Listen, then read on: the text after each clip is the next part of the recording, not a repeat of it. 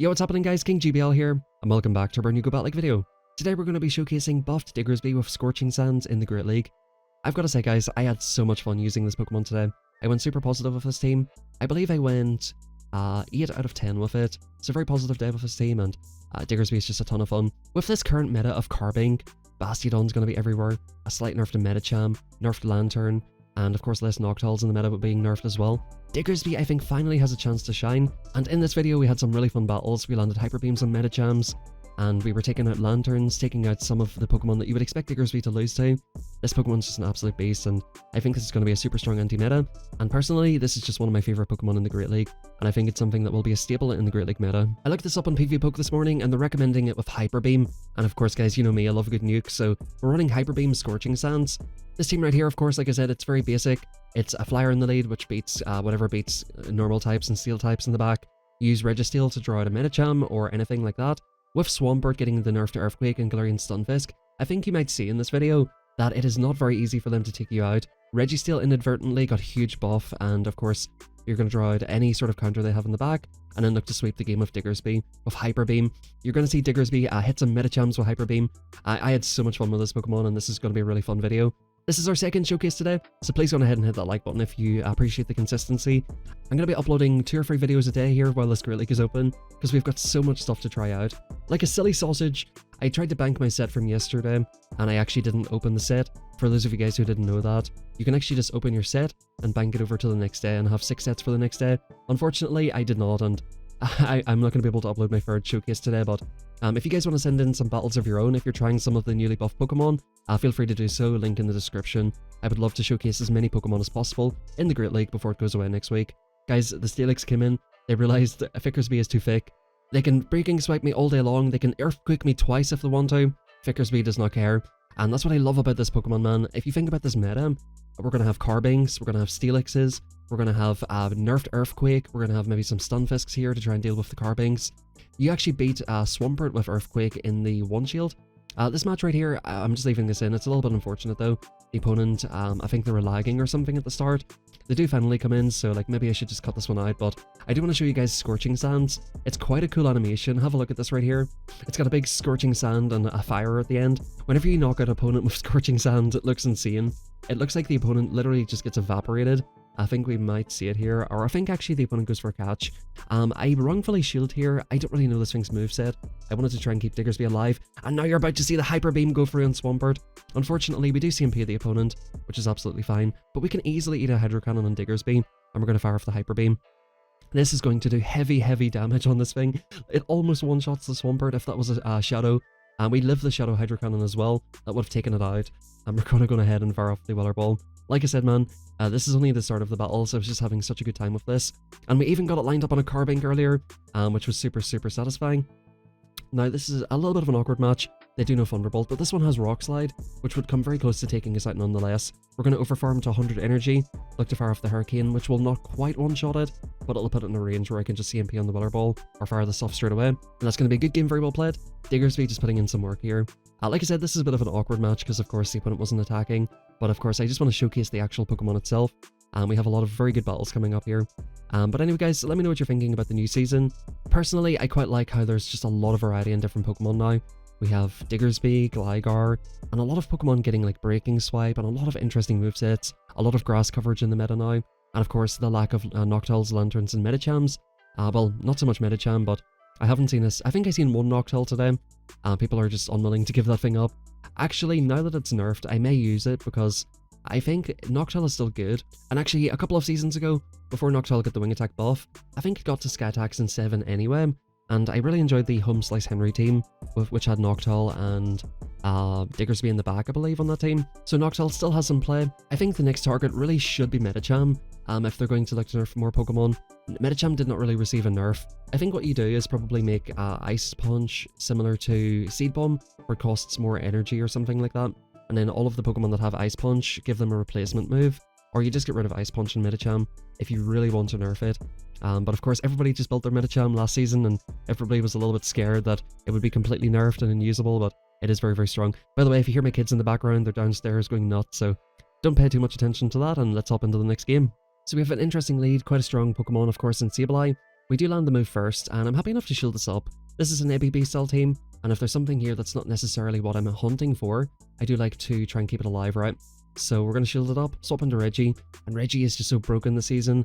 It's another Pokemon which actually really benefited from the move updates. Looks like we're going to be able to farm this down. The opponent does want to put a chip into us here.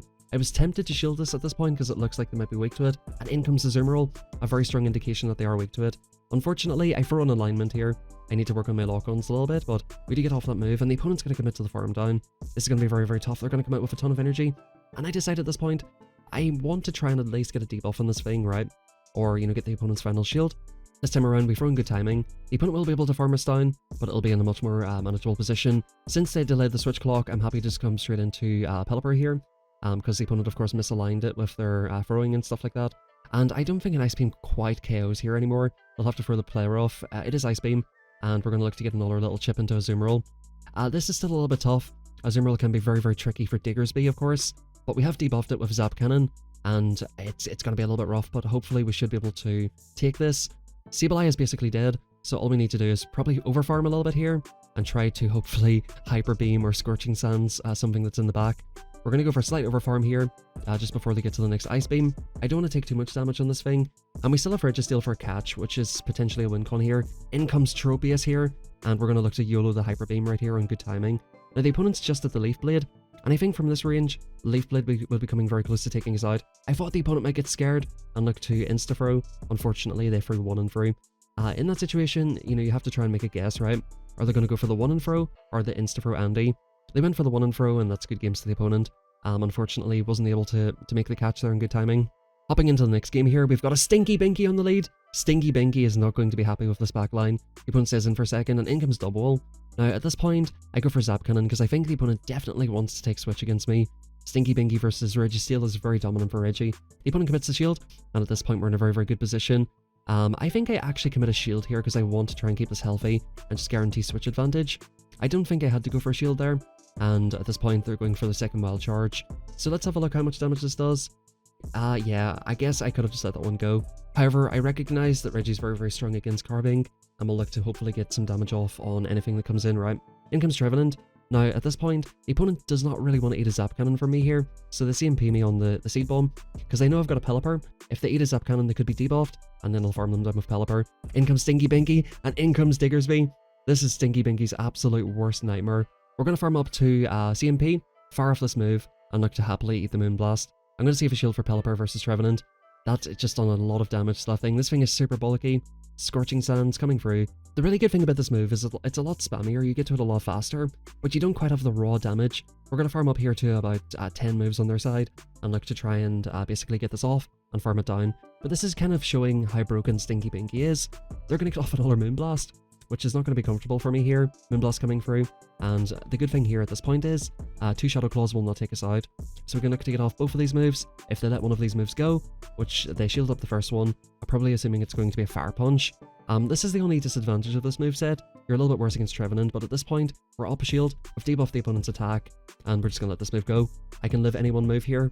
Here's the rule. If you can live the move, don't shield. And we're going to farm up to the Hurricane. We could have went for the Battle Ball, but I knew the opponent was dry there at that point after throwing the Seed Bomb, and that's a good game, very well played.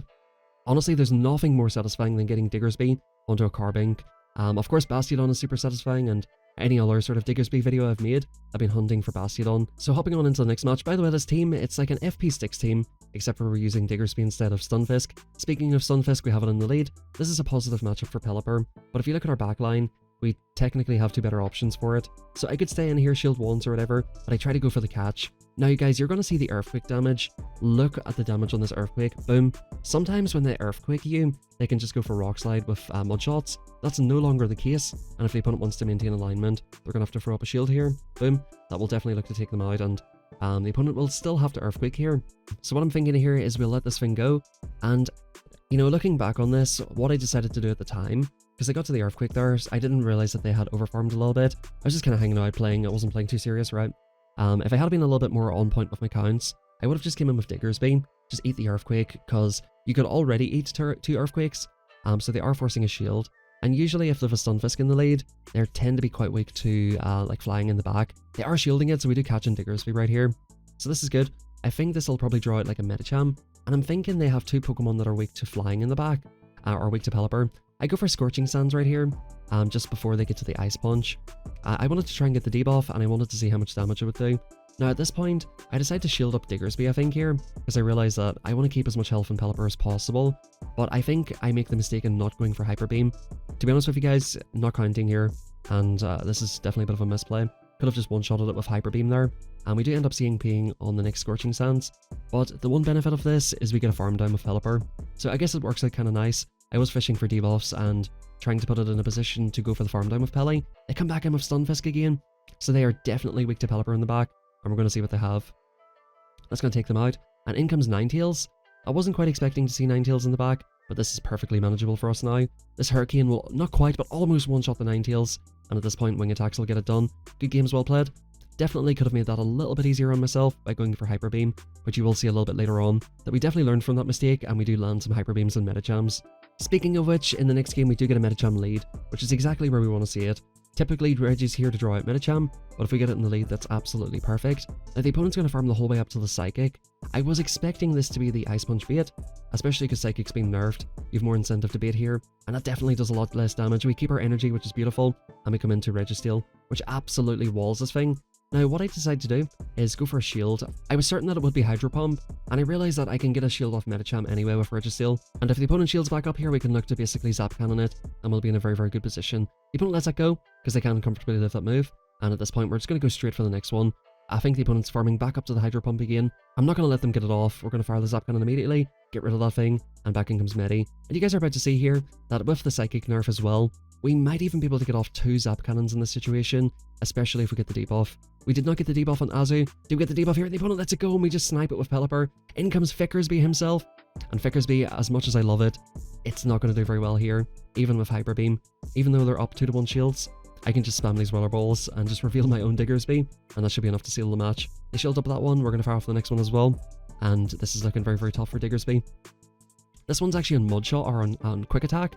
I think you do run Mudshot this season, because you can spam out the Scorching Sands. The opponent does see the writing on the wall, because like I said, you can eat 2 Earthquakes from a Galarian Stunfisk, let alone Scorching Sands from an opposing Diggersby.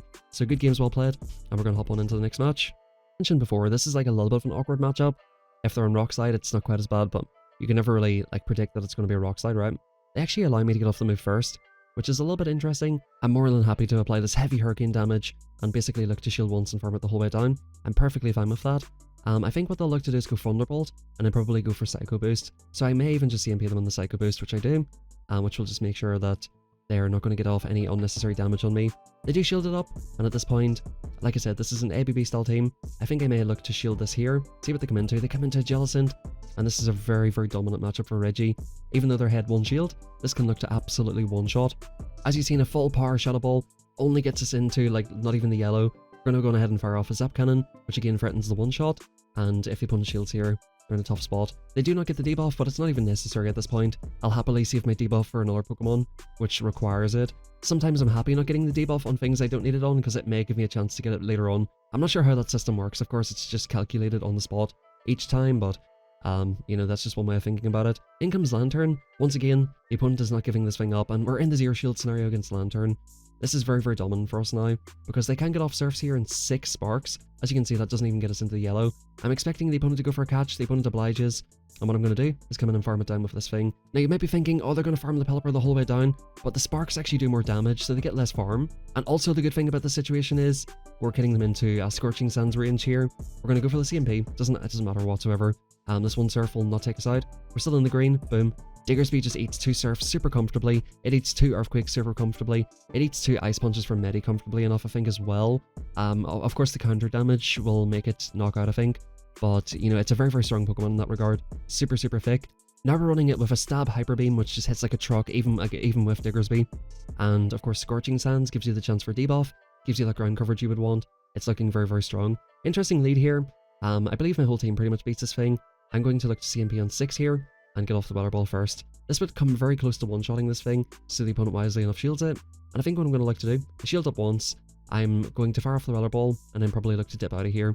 Try to get the opponent's final shield. These jabs are really adding up. I don't want to allow them to get off another move. That's why I'm not CMPing them. And the opponent just lets it go. They come in with a Abomasnow, we come into Reggie. and for some reason the opponent's not swapping out, so they may be super weak to Reggie in the back. This is looking like a good game well played already. I'm not too sure what they would probably have in the back. I guess Abomasnow is sort of an answer to Swampert, so maybe some sort of answer to Swampert in the back as well. Very interesting team by the opponent. They come in with Porygon too. Definitely an interesting team by the opponent. They know, I think, do they know Zap Cannon? They know Tri-Attack and maybe Thunderbolt or Zap Cannon. So we're looking good here so far, and as long as anything doesn't go too wrong, we should hopefully get the 5-0. Speaking of things going wrong, Mandibuzz is a little bit tricky. I don't really know the Mandibuzz matchup that well, because it's not a Pokemon I've really been seeing for a while. I do decide to go for a catch, and they put him for his energy. Super happy with that. It means we can maybe come in with Pelipper later on. Look to land a Hurricane. The opponent comes in with Registeel behind an energy. It's never a really good position to be in. This is looking good for us here because we can basically get off a Zap Cannon. The opponent will probably shield here, and we don't get the debuff unfortunately, so pretty unlucky with the debuffs here. But Focus Blast coming through, it will almost take us out. Unfortunately, that puts us in the position where they're going to farm us the whole way down, but at this point we can come in with Diggersby. I really was hoping for that debuff right there, because the one sort of worst thing about this matchup now is the fact that you can't really nuke things like Registeel with Diggersby. This is still a positive match, but I feel like, you know, with shields up, it's a little bit tricky. It definitely can get off at least one Focus Blast on you, and I don't think it quite one-shots, but like, I definitely want to try and keep some health on this Pokemon here. We're going to fire up the shield, look to go for a bit of an overfarm. We'll farm up to pretty much back-to-back. By the way, the counts for Scorching Sands is similar to Avalanche Frenzy Plant. It's 665, so definitely a lot more spammy. In comes Meticham, and is Meticham prepared for the Hyper Beam? Let's find out. This is going to do an absolute ton of damage. It gets it down to about 30% health. I'm happy for the opponent to throw energy here, and then we're going to swap into Pelipper and look to try and go for farm down. Yep, Ice Punch coming through. Like I said, super comfortable live, and we're just going to YOLO this move straight off the rip. We're not going to mess around. We're going to fire the Hurricane. The opponent can live it very comfortably. We're going to like to fire off the next Water Ball as well. This will either get the opponent super low, or get the final shield off the opponent. This is still tricky because we need Pelipper, and we're getting quite low here at this point. Now the thing about Mandibuzz, it is super bulky, so it doesn't really hit particularly hard. We live the foul play. Can we get off the move? We do get off the move. Now if you guys remember, we had about 3 mud shots advantage here, and at this point the Meticham can punch us down with 1, and we can look to 1, 2, 3. The opponent was getting pretty close to the move, but we were able to outpace it and get that win with Diggersby. Good games, very well played. And guys, Diggersby, like so far, I used Gligar and a few other different Pokemon. Diggersby is definitely my favorite Pokemon so far that's been buffed this season. It's just an absolute beast. So bulky, you've got the chance for debuff. You're hitting Stinky Binky, you're hitting all of the steel types, you're hitting Lanturns if they still exist, and Hyper Beam just is nothing to be trifled with. Guys, I hope you enjoyed the video. If you did, hit that like button, subscribe, and turn on notifications on the channel. I'll be uploading a lot more showcases this week. Finally, feel free to join us in Discord if you want to join our community, and send in some battle submissions of your own if you want me to showcase your battles. Thank you very much everybody, have a fantastic rest of your day, and I'll catch you all next time.